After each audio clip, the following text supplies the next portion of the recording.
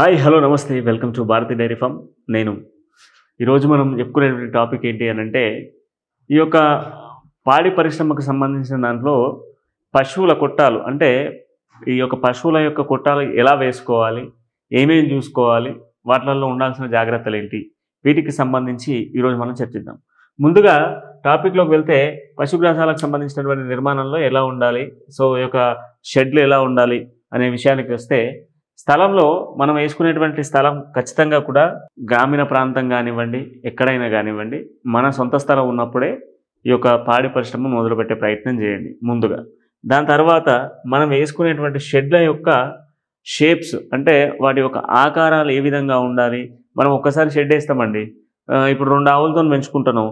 So 2 ఆవులను 10 ఆవులు చేయాలనుకుంటాం, 10 కాస్త 50 చేయాలనుకుంటాం. కనుక షెడ్ అనేది ఇంగ్లీష్ పదాలకు సంబంధించి కొన్ని పదాలు చెప్తాను నేను. EQLCF అనేటువంటి అక్షరాలు తీరుగా అంటే ఈ యొక్క అక్షరాల తీరుగా మన షెడ్లు అనేది చూడడానికి ఆ అక్షరాల తీరుగా కనిపించే విధంగా వేసుకోండి. ఎందుకు ఈ తీరుగా వేసుకోవాలి అనేది కూడా మనం మాట్లాడుకుందాం. ఎందుకు అనంటే ట్రాన్స్పోర్టేషన్ కానివ్వండి, లేదనుకుంటే వాటికి సంబంధించినటువంటి నీళ్ళు ఇచ్చేటువంటి అవసరం కానివ్వండి, దాన కావచ్చు, దాంతోపాటుగా దానికి సంబంధించినటువంటి పాలు విండేటువంటి అంశం కావచ్చు, విద్యుత్ కావచ్చు, గాలి, వెలుతురు, వర్షము, చలి, ఇవన్నిటికీ అనుగుణంగా ఉండే విధంగా షెడ్లు అనేది ఉండాలి.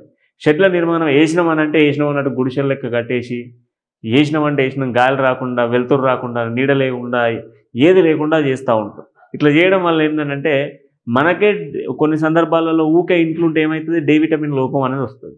అట్లనే పశువులకు కూడా కొన్ని విటమిన్స్కి సంబంధించిన లోపాలు వస్తూ ఉంటాయి, వాటికి సంబంధించిన ఇబ్బందులు తలెత్తుతూ ఉంటాయి. కనుక షెడ్ విషయంలో తగు జాగ్రత్తలు తీసుకొని షెడ్ నిర్మాణం అనేది మీకు తెలిసిన ఎవరైనా షెడ్ ఓనర్స్ కానీ, డైరీ ఫామ్ ఓనర్స్ కానీ వాళ్ళ దగ్గరికి వెళ్ళి వాళ్ళ షెడ్ యొక్క నిర్మాణం ఎట్లా ఉంది, వాళ్ళు ఏమేమి పెడతా ఉన్నారు, ఆ షెడ్లలో ఏమేమి ఉన్నాయి, నీటి కుండలు ఎలా అంటే నీటికి సంబంధించినటువంటి ఎట్లా ఉన్నాయి, దాన వేసేది ఏ విధంగా ఉన్నది, దాంతోపాటుగా పశువులను ఏ విధంగా కట్టేస్తూ ఉన్నారు, కొట్టాలలో కట్టేస్తున్నారా, వదిలిపెడుతున్నారా, ఏ విధంగా మేస్తూ ఉన్నాయి, పైన గాలి రావడం కోసం ఫ్యాన్ల లాంటివి ఏమైనా పెడతా ఉన్నారా, వెంటిలేషన్ కోసం లైట్లు ఏమైనా పెడతా ఉన్నారా, ఇవన్నీ కూడా గ్రహించాల్సినటువంటి అంశాలు. సో ముందుగా ఈ టాపిక్లోకి వెళ్ళేటువంటి ముందుగా మనం ఈ అక్షరాలను బేస్ చేసుకొని మనం వేసుకునేటువంటి షెడ్కి సంబంధించి అక్షరాలను బేస్ చేసుకొని ఉండాలి.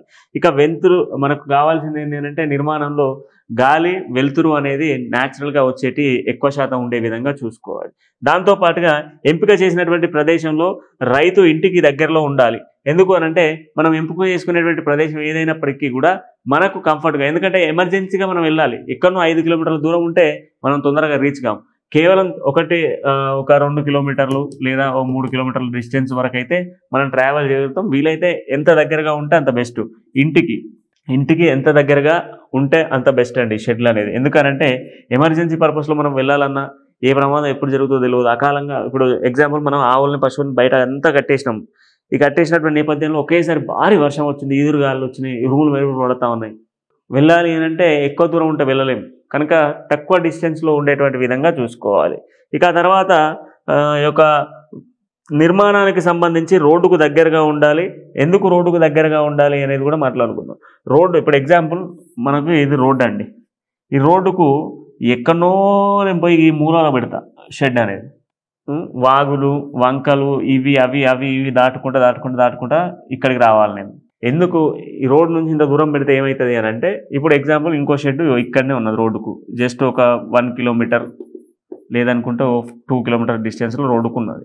ఇట్లా వంకలు కాకుండా ఎందుకు ఇంత దగ్గరగా రోడ్డుకు దగ్గరగా ఉండాలి అని అంటే ట్రాన్స్పోర్టేషన్. ఎగ్జాంపుల్ పాలు, దాన, దాంతోపాటుగా రవాణా సౌకర్యాలు. సో ట్రాన్స్పోర్టేషన్, రవాణా సౌకర్యాలు ఇవన్నీ కూడా మనకు దగ్గరలో ఉండాలి. ఎందుకంటే ఇప్పుడు ఎగ్జాంపుల్ రోజు నిత్యం పొద్దున సాయంత్రం పాలు వస్తాయి. ఈ పాలని ఇక్కడ తీసుకొని ఈ నుంచి మళ్ళీ ఊర్లోకి రావాలంటే ఈడికి రావాలి. సో దానకు సంబంధించి మనం పెద్ద ఎత్తున టన్నులు తెప్పిస్తూ ఉంటాం, లారీలు వస్తూ ఉంటాయి. లారీలు ఇంత దూరం ఇన్ని మలకలలో తిరుక్కుంటూ ఈడికి పోవాలి అంటే చాలా ఇబ్బంది అవుతూ ఉంటుంది. కనుక మనకు కంఫర్ట్గా రూట్ అనేది కంఫర్ట్ ఉండాలి. అది కొంచెం దూరం అయినప్పటికీ కూడా రూట్ అనేది మనకు ఎంత స్ట్రేట్గా ఉండాలి, ట్రాన్స్పోర్టేషన్కి ఇబ్బంది లేకుండా ఉండాలి.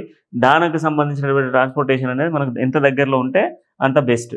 ఇక ఆ తర్వాత మనం చూసుకోవాల్సినటువంటి ప్రథమ అంశం ఏంటి అని అంటే ఈ యొక్క పాకలకు సంబంధించి మెయిన్గా ప్రధాన రహదారికి దగ్గరలో ఉండే విధంగా చూసుకోవాలి. ఎందుకంటే హెవీగా మనం తీసుకొచ్చేటువంటి దానా అనేది ఒక్కొక్కసారి ఎక్కడి నుంచో తీసుకొస్తూ ఉంటాం. హెవీ వెహికల్స్ వస్తే కనుక ఆ వెహికల్స్ వచ్చేయడానికి కొంత కంఫర్ట్గా మనం చూసుకునేటువంటి ప్రయత్నం చేయాలి. దాని తర్వాత మన షెడ్డుకు సంబంధించినటువంటి సరౌండింగ్ ఏరియాస్లో గ్రామానికి అదేవిధంగా ఈ యొక్క వ్యవసాయ క్షేత్రాలకు సమీపంలో ఉండే విధంగా చూసుకోవడంతో పాటుగా ట్రాన్స్పోర్టేషన్ కంఫర్ట్గా ఉండాలి. మన పాలను తీసుకొచ్చి ఒకవేళ మీరు ఉన్నా లేకున్నా అక్కడ పనిచేసే వాళ్ళైనా డైరెక్ట్గా వెళ్ళి పాలు పోసేటువంటి కంఫర్ట్లో అన్నీ ఉండాలి. ఈ షెడ్డుకు సంబంధించి ఎగ్జాంపుల్ ఇప్పుడు ఇక్కడ నేను ఎఫ్ షేప్లో ఒక షెడ్ వేసినాను. ఇప్పుడు ఈ షెడ్ వేసుకున్నా, ఈ ఎఫ్ షేప్లో షెడ్ వేసుకున్నాను. ఈ షెడ్ వేసుకున్న దానికి మనం ఏం చేస్తున్నాం అని అంటే, నాకు ఈ షెడ్డుకు సంబంధించి ప్రస్తుతం ఉన్నటువంటి నేపథ్యంలో వెంటిలేషన్ అనేది బాగానే ఉంది. ఇటు నుంచి వస్తుంది, ఇటు నుంచి వస్తుంది. దాంతోపాటుగా గాలి తూర్పు పడమర నుంచి గాలి వస్తుంది, గాలి కూడా వస్తుంది.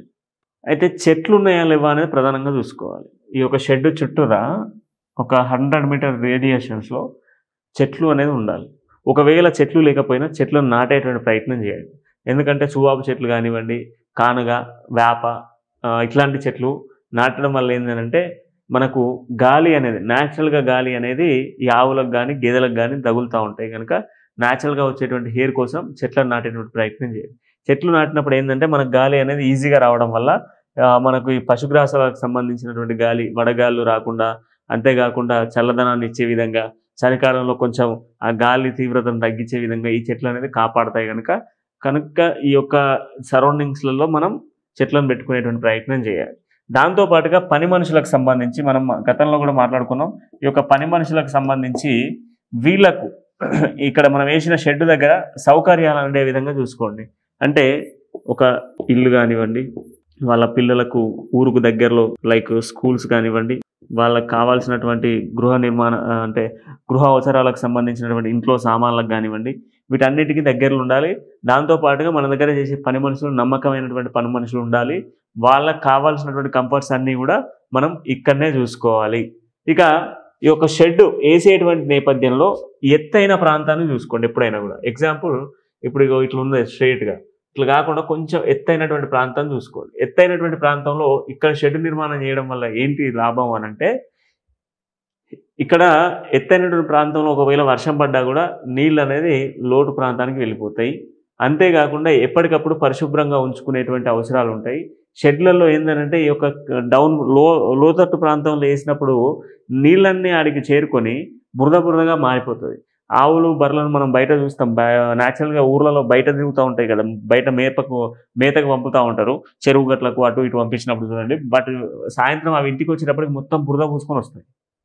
ఎందుకంటే ఆ లోతట్టు ప్రాంతాలకు ఏంటంటే ఆ చల్లదనం కోసం ఆ బురదలో పండడం, అవి తొక్కినప్పుడు అంతా బురద కావడం ఇదంతా జరుగుతుంది. వాటి వల్ల దోమలు పెరుగుతాయి, వ్యాధులు పెరుగుతాయి, పాల దిగుబడి తగ్గుతుంది. అక్కడ ఉన్నటువంటి పని మనుషులకు కూడా దోమల తీవ్రత వల్ల వాళ్ళకు జబ్బులు వచ్చేటువంటి అవకాశాలు ఉంటాయి. వాళ్ళు కూడా హాస్పిటల్ పొట్టు తిరగాలి మీ షెడ్ వదిలిపెట్టి. కనుక బురద లేకుండా పొడిగా ప్రాంతం ఎప్పుడు కూడా పొడిగా ఉండే విధంగా, ఈజీగా కూడా వర్షం పడ్డా కూడా నీళ్లు ఇనికిపోయే విధంగా ఉండేటువంటి ప్రాంతాన్ని ఎంచుకోవాలి. దాంతోపాటుగా విద్యుత్ సరఫరాకు సంబంధించి పర్టికులర్గా చూసుకోండి. ఎందుకంటే విద్యుత్ సరఫరా అనేది ఈ మధ్యకాలంలో చాలామంది దూర ప్రాంతాల నుంచి తీసుకొని రావాల్సినటువంటి సిచ్యువేషన్స్ ఉన్నాయి. సో దానివల్ల అదనపు ఖర్చు పెట్టుకోవాల్సిన సిచ్యువేషన్స్ ఉంటాయి. విద్యుత్ అనేది చాలా అవసరం కనుక మనకు కట్టర్స్కి కానీ, లేదంటే ఉదయం సమయంలో లైట్లకు కానివ్వండి, వేసవి సమయంలో ఫ్యాన్లకు కానివ్వండి, వీటికి సంబంధించి మనకు విద్యుత్ సరఫరా అనేది ఇంపార్టెంట్. అండ్ దాంతోపాటుగా మనం ప్రధానంగా ఇంకా అంశం ఏం చూసుకోవాలి అని అంటే, నీళ్లకు సంబంధించి చాలా చోట్లలో నీళ్లకు సంబంధించినటువంటి సమస్యలు ఎదుర్కొంటా ఉన్నారు చాలామంది డైరీ ఫార్మర్స్. నీళ్లు లేనటువంటి ప్రాంతాన్ని చూసుకొని షెడ్లు వేస్తూ ఉన్నారు. ఖచ్చితంగా ఈ యొక్క సాగునీరు అనేది ఖచ్చితంగా అక్కడ మనకు అందుబాటులో ఉండాలి. ఎందుకంటే 24/7 నీళ్ళు అందుబాటులో ఉండాలి. దాంతోపాటుగా మనం షెడ్డును క్లీన్ చేసుకోవడానికి నీళ్లు కావాలి, పశుగ్రాసాలు తాగడానికి నీళ్లు కావాలి, పశువులు తాగడానికి నీళ్లు కావాలి, మనం ఏదైనా కలపడానికి నీళ్లు కావాలి, దాంతోపాటుగా పశుగ్రాసాలను పెంచడానికి కూడా నీళ్లు కావాలి.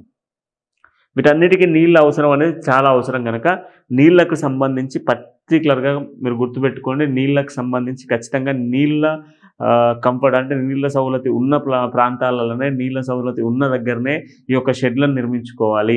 షెడ్లను నిర్మించేటువంటి దశలో చాలామంది చేసేటువంటి మిస్టేక్ ఏంటంటే లోతట్టు ప్రాంతాలు నిర్మించడము, విద్యుత్ సరఫరా లేని ప్రాంతాల్లో నిర్మించడము, నీళ్ళ సౌకర్యం లేని ప్రాంతాల్లో నిర్మించడము, దాంతోపాటుగా ఇంకా కొంతమంది ఏంటంటే ల్యాండ్ రెంట్కి తీసుకొని షెడ్లు వేస్తూ ఉన్నారు. అట్లా చేస్తే మీకు చాలా వరకు లాస్ వచ్చేటువంటి అవకాశాలు. ఎప్పుడైనా మన సొంత ల్యాండ్ కలిగి ఉన్నప్పుడు మనకు ఉన్నటువంటి ఆ ఎకరం ల్యాండ్లోనైనా కొంత షెడ్ వేసుకొని మిగతాది పశుగ్రాసాలకు సంబంధించినటువంటి ఆ యొక్క దానను పెంచుకునేందుకు ఇప్పుడు మనం పచ్చిగడ్డి పెంచాలి. పచ్చిగడ్డి పెంచాలనంటే మనకు ల్యాండ్ లేదు, పక్కోళ్ళ ల్యాండ్లకి వెళ్ళి తీసుకురాలేము రోజు. దీనివల్ల ఏంది అని అంటే రోజు ఒక కాడికి పోయి తీసుకొచ్చి ఇదంతా వేస్ట్ చేసే కన్నా మన దగ్గరనే ఉండాలి. ఎగ్జాంపుల్ మీరు ఒక 4 నెలల్లో డైరీ ఫామ్ స్టార్ట్ చేస్తున్నాం అంటే ఈ 4 నెలల ముందే పశుగ్రాసాలకు సంబంధించినటువంటి గ్రాస్ను పెంపు చేసే ప్రయత్నం చేయాలి. ఈ పశుగ్రాసాలను పెంచేటువంటి ప్రయత్నం చేయాలి. అలా చేసినప్పుడే మనకు లాభం అనేది ఉంటుంది. ప్రధానంగా వీటిలలో ఉండేటువంటి ప్రమాదాలు కూడా చూసుకోవాలి. దాంతోపాటుగా విద్యుత్కి సంబంధించిన సౌకర్యాలు చూసుకోవడంతో పాటుగా సాగునీటికి సంబంధించినటువంటి నీళ్ళను కూడా చూసుకోవాలి. అదేవిధంగా లేబర్ కుటుంబాలకు సంబంధించి అన్ని కంపోర్ట్స్ దగ్గర ఉన్నాయా లేదా చూసుకున్నప్పుడే మనం దేంట్లో సక్సెస్ కావడానికి ఉంటుంది.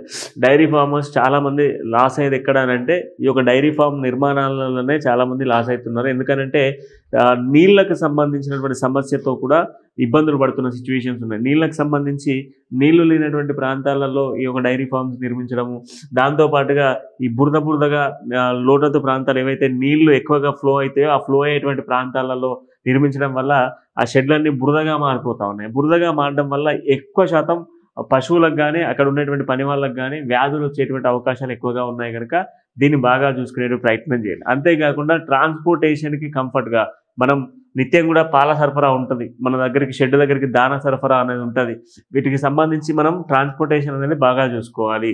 ఇక మీరు ఖచ్చితంగా కూడా పెద్ద ఎత్తున డైరీ ఫామ్ నిర్వహించాలి, ఇంకా పెద్దగా ముందుకు వెళ్ళాలి అన్నప్పుడు విశాలమైనటువంటి ప్లేస్ని చూసుకునే ప్రయత్నం చేయండి. విశాలంగా మనం షెడ్డును ఇంకా రేపు పొద్దున మళ్ళీ పెంచుకోవాలనుకుంటున్నాం. ఇప్పుడు 4 లేదా 10 ఆవులతోనే పెంచుకుంటా ఉన్నాం. ఎగ్జాంపుల్ 10 ఆవులను పెంచుకుంటున్నాం.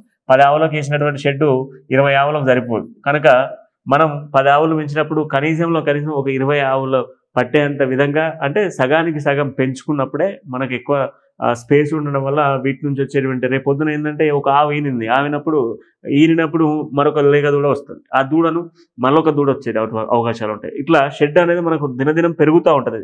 ప్రతి ఏటా కూడా షెడ్ పెరుగుతూ ఉంటుంది కనుక ఆవుల సంపత్తి అనేది పెరుగుతూ ఉంటుంది. ఆవులకు సంబంధించినటువంటి పెరుగుతూ ఉంటాయి కనుక ఈ ఆవులు పెరిగేటువంటి నేపథ్యంలో మనకు షెడ్ అనేది కంఫర్ట్గా ఉండాలి. సో ప్రధానంగా కొన్ని అంశాలను చూసుకునేటువంటి ప్రయత్నం చేయండి. దాంతోపాటుగా ట్రావెలింగ్కి సంబంధించినటువంటి ట్రాన్స్పోర్టేషన్ అనేది పర్టికులర్గా ఇంపార్టెంట్ అనేది మనం చెప్పుకుంటా ఉన్నాం. ఖచ్చితంగా కూడా ఈ యొక్క పశువులకు సంబంధించి షెడ్లు వేసినప్పుడు ట్రాన్స్పోర్టేషన్కి సంబంధించిన విషయంలో చాలామంది దూర ప్రాంతాల్లో పెట్టడం వల్ల కూడా ఈ యొక్క లాస్ అనేది ఏర్పడుతూ ఉంది. దాంతోపాటుగా ఎత్తైన ప్రాంతంలో పర్టికులర్గా పెట్టుకోవాలి అనేది మనం చెప్పుకున్నటువంటి అంశాలు. సో ఇది మరో వీడియోతో మళ్ళీ కలుద్దాం. అంటిల్ దెన్ చూస్తుండండి భారతీయ డైరీ ఫార్మ్.